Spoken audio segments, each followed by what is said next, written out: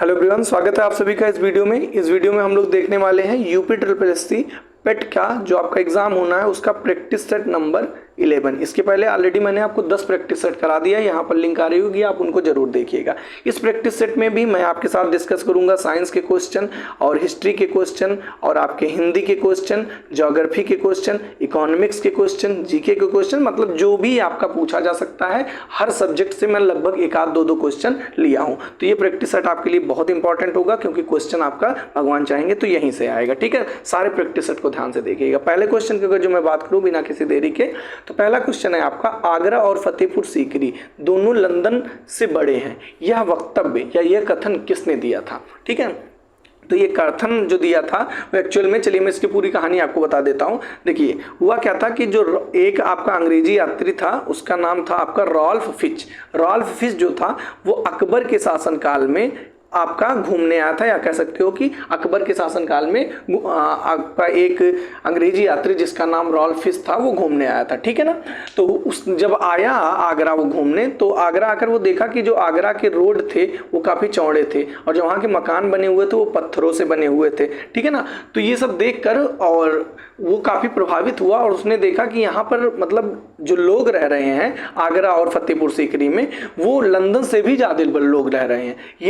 यह सिचुएशन को देखकर यह रॉल्फ फिच ने ये वक्तव्य को बोला था कि आगरा और फतेहपुर सीकरी लंदन से बड़े हैं। ठीक है ना, और आगरा के बाद आप जानते हैं कि फतेहपुर सीकरी जो थी वो अकबर की राजधानी भी थी, तो आगरा जितना विकसित था उतना ही आपका कह सकते हो कि फतेहपुर सीकरी पे था, बल्कि फतेहपुर सीकरी ज़्यादा ही विकसित था अकबर के समय में। ठीक है ना, इस वजह से लंदन से बड़ा बोला था क्योंकि यहाँ पर ज़्यादा लोग रहते थे। आई थिंक पूरी कहानी आप समझ गए होगे। ठीक है, सेकंड क्वेश्चन की बात करें। सेकंड क्वेश्चन आपसे क्या कह रहा है, मूर देश का यात्री इब्न बतूता, मूर या मोरक्को का कह सकते हो, मोरक्को का यात्री था आपका इब्न बतूता, यह किसके शासनकाल में भारत आया था? तो किसके शासनकाल में ये आया था? आपका मोहम्मद बिन तुगलक के शासनकाल में। कब आया था? तो कब की अगर मैं बात करूं तो 1334। कब आया था? 1334 ईस्वी में आया था। अब पूछा जाए कि भारत में सबसे पहले यह कहाँ आया था, तो दिल्ली में आया था। कहाँ आया था? दिल्ली में। क्लियर हो गया? तो मोरक्को यात्री आपका इब्न बतूता मोहम्मद बिन तुगलक के शासनकाल में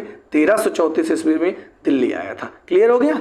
ओके, नेक्स्ट क्वेश्चन की बात करते हैं। हर्ष के दरबार में ह्वेनसांग को एक दूत के रूप में किसने भेजा था? तो हर्षवर्धन का जो दरबार था उसमें एक आपका चीनी यात्री आया था जिसका नाम था ह्वेनसांग, हर्षवर्धन के दरबार में। अब देखो इसको याद भी कर लेना, हर्षवर्धन हा से और ह्वेनसांग हा से। ठीक है ना, तो ये इंपॉर्टेंट क्वेश्चन है। ठीक है, अच्छा एक और पूछा जाता है, फाहियान। फाहियान किसके शासनकाल में आया था? तो कमेंट करके बताओगे, देखते हैं कौन बताता है। कमेंट करके जरूर बताइएगा इसका आंसर। ठीक है, मैं वेट करूंगा आपके आंसर का। तो फाहियान किसके शासनकाल में आया था? बहरहाल ह्वेनसांग हर्षवर्धन पूछा जा रहा है आपसे, ये नहीं पूछा जा रहा है किसके शासनकाल में, बल्कि ये पूछा जा रहा है कि ह्वेनसांग को एक दूत के रूप में कौन भेजे था? तो ह्वेनसांग जो कि चीनी यात्री था, दूत बनाकर, मतलब ह्वेनसांग को दूत कौन बनाया था?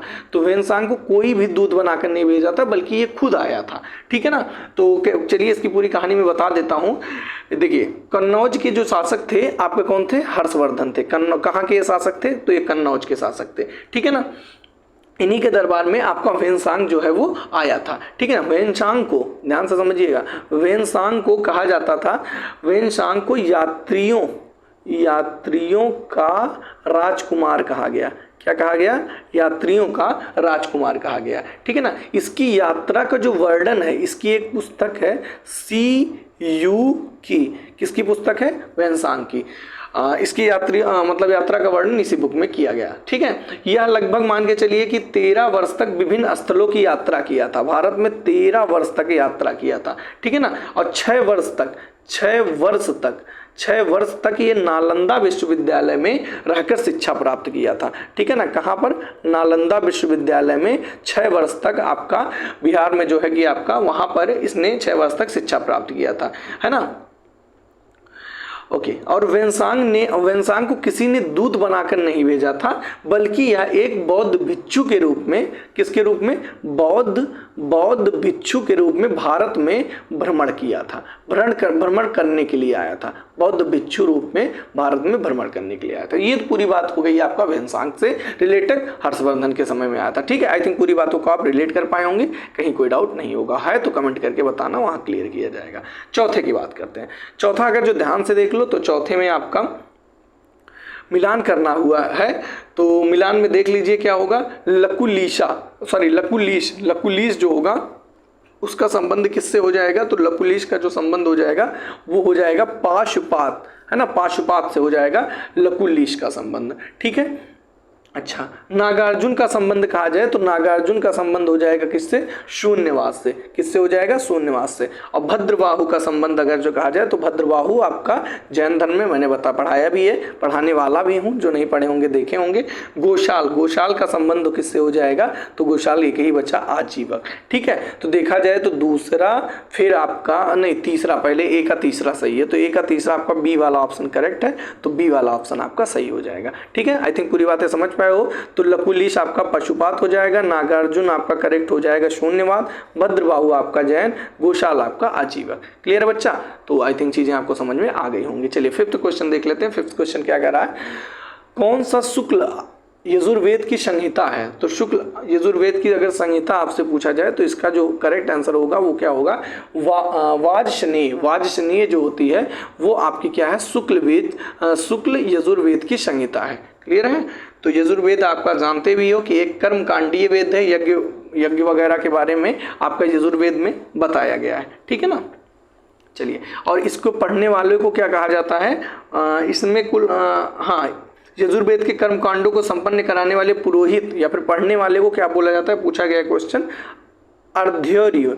क्या बोलते हैं, अध्यर्य ये पढ़ा जाता है। ठीक है। बाकी अपने हिसाब से आप पढ़ लीजिए, लिखा तो ये ऐसे ही जाता है, अध्यर्य बोलते हैं वैसे। ठीक है। तो ये हो गया आपका वाजसनेय। ठीक है। चलिए अगला आपका है, सूची से रिलेटेड है, देख लेते हैं। छठवां क्या कह रहा है आपका, तो छठवां है आपका दी रेगुलेटिंग एक्ट। कब आया था, 1773 में आया था। तो रेगुलेटिंग एक्ट का संबंध किससे है, तो रेगुलेटिंग एक्ट आपका करेक्ट हो जाएगा, ये हो जाएगा आपका सुप्रीम कोर्ट की स्थापना, मतलब चौथा आपका करेक्ट हो जाएगा। ठीक है। और भारत परिषद अधिनियम 1909 में क्या हुआ, तो ये आपका हो जाएगा, ये आपका बी वाला करेक्ट हो जाएगा, तीसरा वाला, मतलब सांप्रदायिक निर्वाचन मंडल का प्रारंभ किया गया था भारत परिषद में। तो फिर कौन सा सही हो जाएगा, 4 के बाद 3 वाला सही हो जाएगा। ठीक है। और अगर जो बात करें भारत सरकार अधिनियम 1919, तो ये आपका हो जाएगा द्वैध शासन प्रारंभ, मतलब दूसरा सही हो जाएगा। और भारत सरकार अधिनियम मतलब पहला हो जाएगा। भारत सरकार अधिनियम 1935 आपका प्रदेश के स्वायत्त के लिए प्रावधान 1935, तो पहला। तो 4 3 2 1 जो भी ऑप्शन में सही होगा वही करेक्ट हो जाएगा। तो 4 3 2 1 आपका दूसरा वाला ऑप्शन करेक्ट हो जाएगा, बी। ठीक है। क्लियर कर पाए होंगे। चलो अगला क्या कह रहा है, अगला आपका त्रिपुरी अधिवेशन से बारे में पूछा जा रहा है, कहा जा रहा है, कह रहे हैं क्वेश्चन में, कांग्रेस के त्रिपुरी अधिवेशन के पश्चात सुभाष चंद्र बोस और दक्षिणी पंथी का समस्त झगड़ा किस प्रश्न पर केंद्रित हो गया। तो बताओ भाई, त्रिपुरी अधिवेशन में किस पर झगड़ा केंद्रित हुआ। तो कांग्रेस से रिलेटेड ही बातें हुई थी, है ना। त्रिपुरी अधिवेशन में गांधी जी और कह सकते हो सुभाष चंद्र बोस जी के बातों में कुछ मतभेद हुआ था। तो यही आपका करेक्ट हो जाएगा कि जो कांग्रेस कार्यकारिणी समिति का गठन हुआ था, उसी की वजह से आपका ये झगड़ा जो है वो प्रारंभ हो गया था। ठीक है ना। त्रिपुरी अधिवेशन जो कि कब हुआ था, त्रिपुरी अधिवेशन तो 1939 में हुआ था। ठीक है ना। चलिए नेक्स्ट क्वेश्चन, यही त्रिपुरी अधिवेशन था, मतलब जिसमें गांधी जी अपने उम्मीदवार पट्टाभी सीतारामैया को खड़ा किए थे और सुभाष चंद्र बोस भी खड़े हुए थे, जिसमें सुभाष चंद्र बोस की जीत हो गई है और आपका दूसरी बार आपके सुभाष चंद्र बोस जो हैं वो अध्यक्ष हो गए थे। ये बात गांधी जी को पसंद नहीं आई थी। ठीक है ना।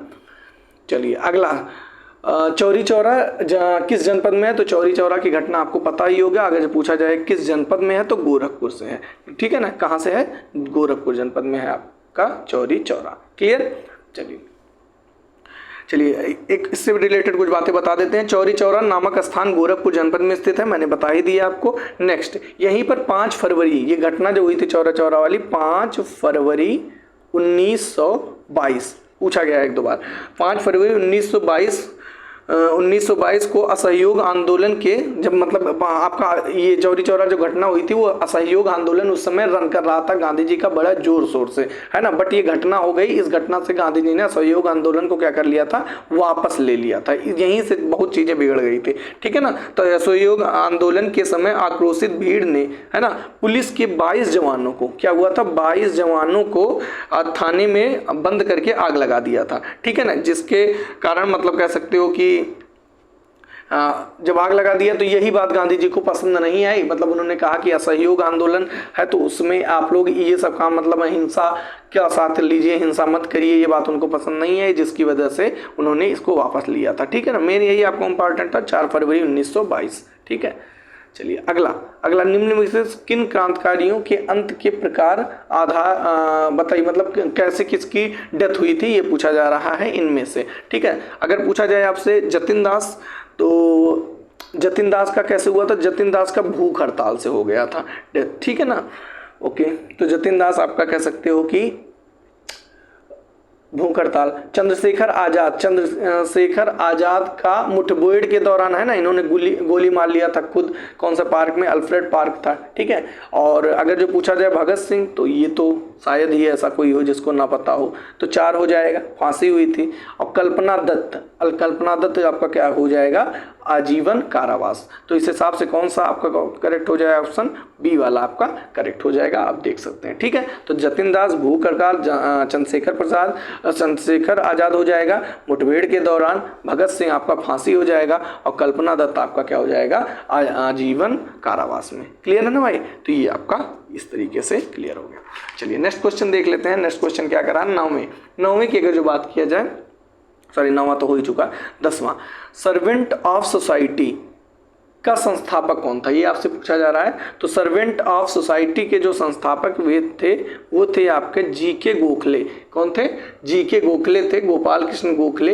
इन्होंने आपका सर्वेंट ऑफ सोसाइटी या फिर भारत सेवक मंडल का स्थापना किए थे, ठीक है ना। जिसका उद्देश्य मेनली कह सकते हो भारत की सेवा के लिए प्रचारक तैयार करना था, ठीक है ना। नेक्स्ट देखते हैं। नेक्स्ट क्या क्वेश्चन है आपका, कह रहा है, नेक्स्ट क्वेश्चन है आपका कह सकते हो कि ज्योग्राफी से रिलेटेड, सूची 1 को सूची 2 से मिलान करना है। एक तरफ आपकी महासागरीय परिरेखा है और परीखा है, और दूसरी तरफ आपका क्या है, स्थान। परीखा मतलब क्या होता है, कह सकते हो महासागरीय गर्त है, क्या है, महासागरीय गर्त है, और दूसरा आपका स्थान है, ठीक है। तो चलो देख लेते हैं।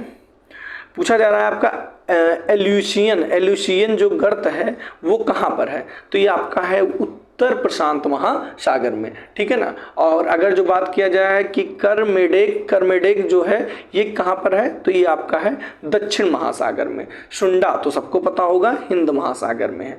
और आपका सैंडविच अगर पूछा जाए तो दक्षिणी अंध महासागर में। तो उस हिसाब से कौन सा ऑप्शन सही हो जाएगा, बी वाला ऑप्शन जो है आपका करेक्ट हो जाएगा। आप देख सकते हो पहले का दूसरा, बी का तीसरा आपका, और सी का पहला। सुंडा हिंद महासागर बहुत इंपॉर्टेंट है, इससे काफ़ी चीज़ें समझ में आ जाएंगी, ठीक। तो ये आपका क्लियर हो गया। अगला देख लेते हैं भाई, भूपर्पट्टी पर द्रव्यमान प्रतिशत के रूप में कौन सा एक सर्वाधिक मात्रा में पाया जाता है। तो बताओ भाई सर्वाधिक मात्रा में क्या पाया जाता है, तो सर्वाधिक मात्रा में आपका ऑक्सीजन जो है वो पाया जाता है, ठीक है ना। ऑक्सीजन मान लो कि आपका 46.8%, ठीक है ना, 46.8% के आसपास पाया जाता है, ठीक है। सिलिकॉन उससे कम है 27.27, लेकिन बस इतना जानो ऑक्सीजन पाया जाता है, और कितना पाया जाता है 46.8, ठीक है। अगला देख लेते हैं। अगला बाणसागर परियोजना जो है वो स्थित है। बाणसागर परियोजना कहाँ पर स्थित है, ऐसे कह सकते हो। तो बाणसागर परियोजना जो करेक्ट होगा आपका वो सोन नदी पर स्थित है, ठीक है ना। इस परियोजना का उद्देश्य जल शक्ति का उत्पादन है, ठीक है ना। इसकी लंबाई वगैरह तो ज़्यादा इंपॉर्टेंट है नहीं, तो छोड़ो। तो बाणसागर सोन नदी। अगला क्या कह रहा है, गंगा के मैदान की पुरानी कछारी मिट्टी कहलाती है। तो बताओ भाई, एक खादर होती है, एक बांगर ऐसे याद कर सकते हो कि बंगार भांगर, है ना, ऐसे कह सकते हो। जो पुरानी जड़ मिट्टी होती है उनको बांगर कहा जाता है, और जो नई होती है उनको खादर कहा जाता है। तो खादर बांगर ऐसे याद होता है। तो बहरहाल इसका क्या हो जाएगा, बांगर जो पुरानी होती हैं उनको कहा जाता है, ठीक है, बांगर। अगला 15 देख लेते हैं। 15 क्या कह रहा है, तो 14 हो गया ना, 14 का आपका कौन सा करेक्ट है, बी वाला। 15 देख लो भाई क्या कह रहा है, निम्नलिखित में से कौन सा केंद्र शासित राज्यों में से कौन सबसे कम नगरीकृत है। तो बताओ भाई कौन सबसे कम नगरीकृत है, ऐसा पूछा जा रहा है। तो सबसे कम नगरीकृत आप कह सकते हो अंडमान एवं निकोबार द्वीप समूह है। तो बी वाला ऑप्शन आपका करेक्ट हो जाएगा, ये सबसे कम नगरीकृत है। ठीक, मतलब कम आबादी वाली है कह सकते हो। 16 2011 की जनगणना के अनुसार उत्तर प्रदेश के निम्नलिखित में से किस जनपद में महिला साक्षरता दर सबसे कम है, ये पूछा जा रहा है। तो जहां साक्षरता ही कम होगी वहीं हो जाएगा कह सकते हो। तो सबसे कम साक्षरता दर आपसे पूछा गया है, तो सबसे कम साक्षरता दर महिला की पूछा जा रहा है, तो क्या हो जाएगा, श्रावस्ती हो जाएगा। ठीक है, ये आपसे उत्तर प्रदेश के जनपद में सबसे कम साक्षरता कहाँ है, श्रावस्ती में है। क्लियर, चलो 16 17 पर आ जाओ भाई। इनमें से पूछा जा रहा है निम्नलिखित में से कौन सी नकदी फसल नहीं है। नकदी आपसे पूछा जाए मतलब जो पैसा वगैरह मिलता है जिसको बेचने पर, ठीक है ना। तो गन्ना तो होती है, तो ये तो होगा नहीं। अगला आपका मूंगफली भी आपका कह सकते हो होता ही है, ये भी नहीं होगा। और तो जूट भी आपका नकदी फसल है, तो ज्वार जो है आपका नकदी फसल नहीं है। तो 17 का आपका सी वाला करेक्ट हो जाएगा। ठीक है ना, चलो अगला, स्मार्ट मनी शब्द का प्रयोग होता है कहाँ, बताओ वही होता है। तो स्मार्ट मनी शब्द का जो प्रयोग है वो क्रेडिट कार्ड में होता है। ठीक है ना, स्मार्ट मनी जो होगा वो आपका क्रेडिट कार्ड से संबंधित हो जाएगा। ये इकोनॉमिक्स के क्वेश्चन से शुरुआत हो चुकी है। मुद्रास्फीति महंगाई के बारे में की दरें किस सूचकांक पर आधारित होती हैं। तो बताओ भाई मुद्रास्फीति की जो दरें होती हैं वो किस सूचकांक पर आधारित होती हैं। तो ये आपकी मुद्रास्फीति की जो दर होती है वो आपका आधारित होती है थोक मूल सूचकांक पर। किस पर आधारित होता है, थोक मूल सूचकांक पर। क्लियर, 20वां देख लेते हैं। 20वां क्या कह रहा है, मुद्रा एवं वित्तीय मामलों में सरकार का वित्तीय अभिकर्ता एवं सलाहकार कौन है। तो बताओ मुद्रा एवं वित्तीय मामलों में, ठीक है ना, सरकार का सलाहकार आपसे पूछा जा रहा है। तो सरकार का सलाहकार कौन नहीं हो सकता है भाई, आरबीआई होगा। ठीक है ना, सरकार का वित्तीय, तो आरबीआई से मतलब होता है सरकार को। यही आपका क्या हो जाएगा, करेक्ट हो जाएगा 20 का सी। ठीक है, 20 का आपका सी। 21 पर आ जाओ। 21 कह रहा है आपका पंचायत एवं नगर पालिकाओं के संबंध में भारतीय संविधान में किस वर्ष प्राविधान किया गया। तो बताओ भाई पंचायत और नगर पालिका से रिलेटेड पूछा जा रहा है, तो ये आपका हो जाएगा 1993 में। क्या पंचायत और नगर पालिका के संबंध में आपका 1993 में प्राविधान किया गया। ठीक, तो 21 का आपका डी वाला करेक्ट है। चलो भाई 22 देख लेते हैं। कथन निष्कर्ष वाले कह रहे हैं, तो कथन निष्कर्ष ये रहा आपका 22। चलो पढ़ो जरा क्या कह रहा है। कह रहा है केंद्रीय कानूनों का संवैधानिक वैधता के संबंध में भारत के सर्वोच्च न्यायालय की अनन्य अधिकारिता है। बात तो एकदम सही है ना। केंद्रीय कानूनों संवैधानिक वैधता के संबंध में भारत के सर्वोच्च न्यायालय की अनन्य भूमिका, सही है। सर्वोच्च न्यायालय भारतीय संविधान का संरक्षक है, ये भी बात सही है। तो कहीं ना कहीं दोनों बात सही है और ये बात इससे संबंधित भी है। तो कौन सा सही हो जाएगा, ए वाला सही हो जाएगा। ए आर दोनों सही है, आर ए की सही व्याख्या भी कर रहा है। ठीक है, तो मेरे हिसाब से तो भाई 22 का आपका ए वाला ऑप्शन करेक्ट हो जाएगा। ठीक है, 23 पर आ जाते हैं। 23 क्या कह रहा है, 23 आपका है केंद्र एवं राज्य के बीच वैधानिक शक्तियों का बंटवारा दिया हुआ है किस सूची में, ये पूछा जा रहा है। तो एसएस और एससी जनसभा से बदला पंचनगर, ये मैंने ट्रिक में आपको अच्छे से बताया है। बहरहाल देख लेते हैं इसमें बदला पंचनगर, हाँ आपकी 7वीं अनुसूची में ये आपका दिया गया है। ठीक है, कि केंद्र और राज्य की शक्तियों का बंटवारा होगा। अगला देख लेते हैं भाई, ये थोड़ा सा घूमा टेढ़ा हुआ है, आगे सही होगा।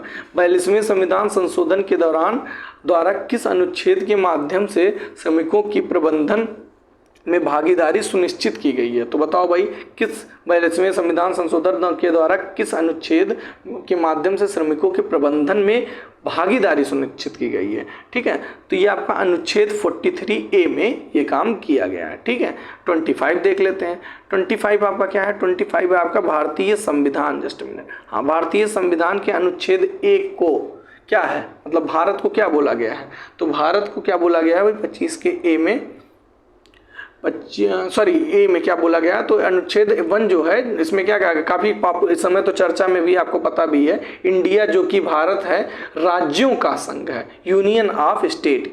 क्या बोला गया है, फिर से मैं बता दे रहा हूँ, बोला गया है इंडिया जो कि भारत है, इंडिया दैट इज भारत बोला गया है ना, इसी में मार घमासान मचा हुआ है। और यह राज्यों का संघ है, राज्यों का संघ मतलब कौन सा ऑप्शन, पहला वाला करेक्ट हो जाएगा। ठीक है, ये क्वेश्चन इंपॉर्टेंट क्वेश्चन है, इस समय तो भाई चर्चा में भी है।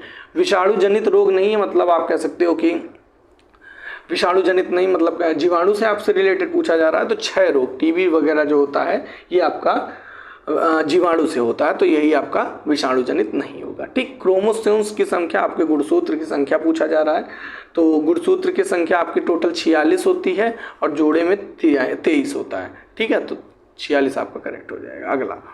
अगला देख लेते हैं 28, ये रहा आपका 28, ये रहा। क्या कह रहा है, यूरिया में नाइट्रोजन किस रूप में पाया जाता है, तो यूरिया में जो नाइट्रोजन है वो आपका एमाइड के रूप में पाया जाता है। किसके रूप में, एमाइड के रूप में। अगला क्या कह रहा है, दूध को दही में परिवर्तन करता है कौन, लैक्टोबैसिलस नामक आपका जीवाणु करता है ये काम, तो जीवाणु मतलब कौन है, बैक्टीरिया हो जाएगा। ठीक है, तो पहला आपका करेक्ट हो जाएगा। मथनी के पश्चात क्रीम का दूध से पृथक हो जाने का कारण क्या है, तो इसका मेन जो कारण होता है वो क्या होता है, अपकेंद्रीय बल। कौन सा बल, गुरुत्वीय स्वसंजक, इन सबसे कोई मतलब नहीं है, अपकेंद्रीय बल होता है। ठीक है, 30 का आपका पहला वाला करेक्ट हो जाएगा। ठीक है, अगला 30 का सी वाला करेक्ट हो जाएगा, ये पहला वाला कहाँ हो जाएगा यार, 30 का आपका सी करेक्ट। ठीक, चलिए 31 कह रहा है भारत की खोज किसकी कृत है, मतलब रचना पूछा जा रहा है, भारत की जो खोज है वो किसकी रचना है, तो ये सबको पता होगा, जवाहरलाल नेहरू की रचना है। ठीक है ना। अगला, अच्छा, और गांधी जी से रिलेटेड एक दो रचनाएं इंपॉर्टेंट हो जाती हैं, सुन लीजिए। हिंद स्वराज, नाम सुन लीजिए, हिंद स्वराज अगर बात करें, और कह सकते हो कि हिंद स्वराज और एक भारतीय यात्री, ये तो खैर सुभाष चंद्र बोस की हो जाएगी, एक भारतीय यात्री, ये आपकी सुभाष चंद्र बोस की रचना है। और गांधी जी का मैंने क्या बता दिया आपको, हिंद स्वराज। ठीक है, सत्य के प्रयोग, ये सब गांधी जी की रचना है। अगला क्वेश्चन 47, प्रस्तुत विकल्प में लोकोक्ति को पहचानो, तो लोकोक्ति को पहचानना आपका, तो टेढ़ी उंगली से अचार, ये क्या, अचार का कोई मतलब ही नहीं है, घाट घाट का जूस पीना भी नहीं होगा, तिल का लड्डू करना भी नहीं होता, आ बैल मुझे मार, ये आपका लोकोक्ति एकदम सही है। ठीक है, विधात्री, विधात्री का आपसे क्या पूछा जा रहा है, पुल्लिंग पूछा जा रहा है, तो विधात्री का क्या हो जाता है, विधाता आपका पुल्लिंग हो जाएगा। अगला आपसे क्या पूछ रहा है, अशुद्ध वाक्य पूछा है, तो अशुद्ध वाक्य 39 है ना, हमारे पास समय कम है, ये तो बात एकदम सही है। कल लोगों की भीड़ जमेगी, ये भी सही है। कहाँ जाना है, एकदम सही है। शायद बारिश हो रही है, इसी में मुझे लग रहा है दिक्कत। ठीक है, लेकिन आपसे पूछा क्या है, नहीं दिक्कत तो यार इसमें भी कुछ खास नहीं लग रहा। फिर से एक बार सारे को पढ़ते हैं। आपका कह रहा है कि हमारे पास समय कम है, ये तो बात एकदम सही है, हमारे पास एक समय कम है, तो ये तो होगा नहीं क्योंकि ये सही लग रहा है, अशुद्ध बताना है।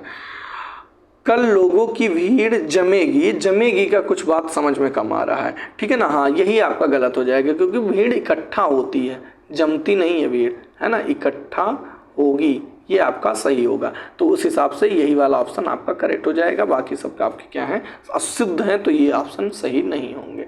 ठीक है, चलिए नेक्स्ट क्वेश्चन देख लेते हैं। 40 क्या कह रहा है,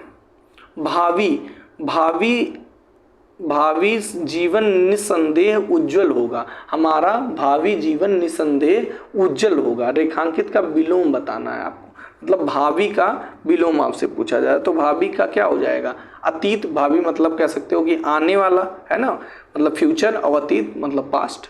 ठीक, क्लियर हो गया होगा।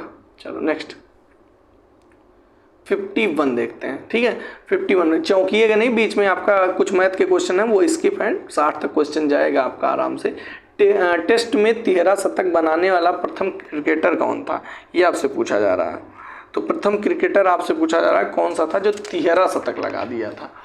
अब चाहें तो इसका पहला अगर ऑप्शन बात करें तो सचिन नहीं, तेंदुलकर नहीं थे, वीरेंद्र सहवाग थे। ठीक है ना, वीरेंद्र सहवाग जो थे टेस्ट में 13 शतक लगाने वाले एकमात्र भारतीय क्रिकेटर हैं। ठीक है, अगला वैश्विक स्तर पर प्रथम अंतर्राष्ट्रीय योग दिवस मनाया गया, तो वैश्विक स्तर पर आपका प्रथम अंतर्राष्ट्रीय योग दिवस कब मनाया गया, तो ये आपका मनाया गया था 21 जून 2015 को। ठीक है, तो 22 का बी आपका करेक्ट हो जाएगा, सॉरी 52 का बी।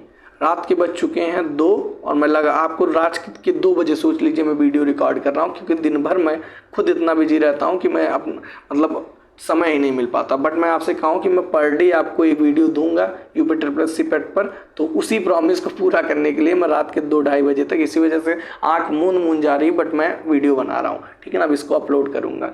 11 बजे मैंने आपसे प्रॉमिस किया, तो थोड़ी सी अगर आपको लग रहा हो कि मैं आपके लिए कुछ कर रहा हूँ, कुछ भी 1-2%, तो प्लीज़ आप एक बार वीडियो को ज़रूर शेयर करिए और थोड़ा सा सपोर्ट करते रहिए, ताकि मैं आपके लिए काम करता रहूँ। ठीक है, नेक्स्ट 53 क्या कह रहा है, तो 53 आपसे कह रहा है निम्नलिखित में से किसके परिणाम स्वरूप पानी में गुणवत्ता में गिरावट आई है। तो बताओ भाई क्या कारण है। तो कह सकते हो आपके गंदे पानी का सही से निपटान ना कर पाना। बिल्कुल सही बात है, जब गंदे पानी जो है उनका सही से निपटारा नहीं करोगे तो क्या हो जाएगी, जो प्रेजेंट में शुद्ध पानी उसमें की शुद्धता में गिरावट आएगी। वनों की कटाई से तो खास इन सब का कोई लेना देना नहीं है ना। गंदा जो पानी है उसको सही से निपटा दो, ऑटोमेटिक चीज़ सही हो जाएंगी। 54 देख लेते हैं क्या कह रहा है। कीथम झील, कीथम नहीं कीथम होना चाहिए, कीथम झील सुर सरोवर पक्षी अभयारण्य किस शहर के पास स्थित है। तो बताओ भाई कीथम झील ये आपका जो, और सुर सरोवर पक्षी अभयारण्य ये कहाँ पर है, तो ये आपका आगरा में है। ठीक है ना, आगरा के निकट है। टी बोर्ड ऑफ इंडिया का मुख्यालय कहाँ पर स्थित है। तो टी बोर्ड ऑफ इंडिया का मुख्यालय आपसे पूछा जा रहा है, ये आपका हो जाएगा कोलकाता में। कहाँ स्थित है, तो आपका कोलकाता में स्थित है। ठीक है ना। इसकी स्थापना की बात करें, पूछा तो खैर नहीं जाएगा, लेकिन मैं बता दे रहा हूँ 1 अप्रैल 1954 में हुआ था। ठीक है बच्चा, चलिए 54 पर आ जाओ। 54 क्या कह रहा है, सॉरी 56 देख रहे हो, क्वेश्चन नंबर नहीं दिख रहा है। 55 के बाद 54 ला रहा हूँ। 56 पर आ जाओ। 56 क्या कह रहा है, 56 है आपका तंजानिया की राजधानी पूछा जा रहा है। तो तंजानिया की तो राजधानी जो होती है भाई वो डोडोमा होती है। ये मैंने अपने राजधानी वाली वीडियो में देश की राजधानी, ये जो मैंने आपको यहाँ पर बताया ना कि जो मैं लगातार आपको मैराथन चैप्टर वाइज मैराथन लेके आया, उसमें मैंने ये क्वेश्चन कराया था। ठीक है ना। तो तंजानिया क्या क्या हो जाएगा, डोडोमा हो जाएगा। केन्या ये भी बताया था, केन्या क्या क्या हो जाएगा, नैरोबी हो जाएगा। नमीबिया आपका काफ़ी इस समय चर्चा में है ना, चीते वगैरह है, तो विंड हॉक हो जाएगा। मोरक्को क्या क्या हो जाएगा, रबात हो जाएगा। ठीक है, तो उस हिसाब से देख लो जो भी ऑप्शन सही हो रहा है। 3, 2, 1 पहला ही ऑप्शन सही होगा। बहरहाल आपको Tanzania, Dodoma, Kenya, Nairobi, Namibia, Windhoek और मोरक्को आपका रबात, ऐसे याद कर लेना है। ठीक है। अगला, लोकसभा के सदस्यों द्वारा निजी विधेयक पेश करने की सूचना अवधि क्या है। तो निजी विधेयक को पेश करने के लिए सूचना अवधि आपसे पूछा जा रहा है क्या है, तो ये आपका 1 माह है। कितना है, 1 माह आपका करेक्ट हो जाएगा। अलाउद्दीन खिलजी द्वारा बनाया गया प्रसिद्ध अलाई दरवाज़ा कहाँ पर स्थित है, ये आपका क्वेश्चन है। तो अलाई दरवाज़ा जो है आपका वो नई दिल्ली में स्थित है। कहाँ पर स्थित है, नई दिल्ली में। ठीक है, ये कह सकते हो कि काफ़ी पुराना भी है। ठीक है, अब पुराना होगा ही क्योंकि अलाउद्दीन खिलजी द्वारा बनाया गया है। ठीक है, तो लगभग मान के चलिए 59 क्वेश्चन यहाँ से दिख रहा है, तो मान के चलो कि 50 क्वेश्चन के अप्रॉक्स आपके रहे ही होंगे। और लगभग हर जगह हर टॉपिक को मैंने कवर किया है, मतलब हर चैप्टर से मैंने लगभग क्वेश्चन, साइंस भी थे, हिस्ट्री थे, ज्योग्राफी भी देखो, इकोनॉमिक्स भी देखिए हो, और कहीं ना कहीं हिस्ट्री से तो अच्छा खासा मैंने वेटेज लिया था। ठीक है ना। तो ये आपका ओवरऑल आपका अच्छे से रिविजन भी हो गया और आपका इन्हें प्रैक्टिस सेट भी लगा लिया आप। ठीक है, वीडियो अच्छी लगी हो तो कमेंट करके जरूर बताना और शेयर करना मत भूलना। चलिए मिलते हैं। अगर आप यहाँ तक देखिए तो आपको बहुत बहुत धन्यवाद वीडियो देखने के लिए। और अगर आपको लगता है कि मैंने आपके लिए कुछ किया है तो ठीक है, आप इस वीडियो को शेयर कर दीजिए, अदरवाइज कोई बात नहीं, आप यहाँ तक देखिए वही इसी के लिए धन्यवाद। Thank you guys for watching my video. See you all in my next video. Thank you.